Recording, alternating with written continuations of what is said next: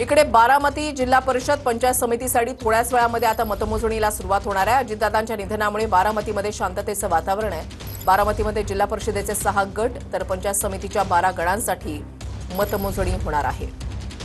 योगेश बोरसे आमचे प्रतिनिधी अधिक माहिती देतील। योगेश, बारामतीकडे सगळ्यांचं लक्ष लागलेलं आहे आणि खास करून पुण्याकडे। पुण्यामधली बारामती म्हणजे पवार आणि बारामती, पवार आणि पुणे असं जणू काही समीकरण यंदा आतापर्यंत पाहायला मिळालेलं आहे। मात्र यंदा चित्र काय असतंय हे पाहणं महत्त्वाचं असेल, कारण आतापर्यंत जर आपण पाहिलं तर अगदी लहानातली लहान निवडणूक जरी असली तरी भाजपनं बाजी मारलेली आहे।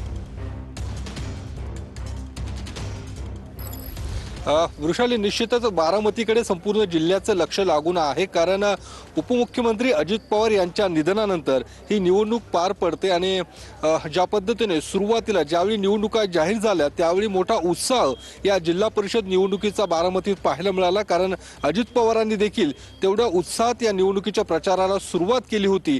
ज्या दिवशी महानगरपालिकेचं पुण्यात मतदान पार पडत होतं त्याच दिवशी अजित पवारांनी बारामतीमध्ये जिल्हा परिषद निवडणुकीचा मेळावा घेत त्या प्रचाराला सुरुवात देखील केली होती आणि ज्या दिवशी अजित पवारांचं निधन झालं त्या दिवशी देखील अजित पवार या बारामती तालुक्यात 4 जाहीर सभा घेणार होते या जिल्हा परिषदेच्या निवडणुकीच्या प्रचारार्थ।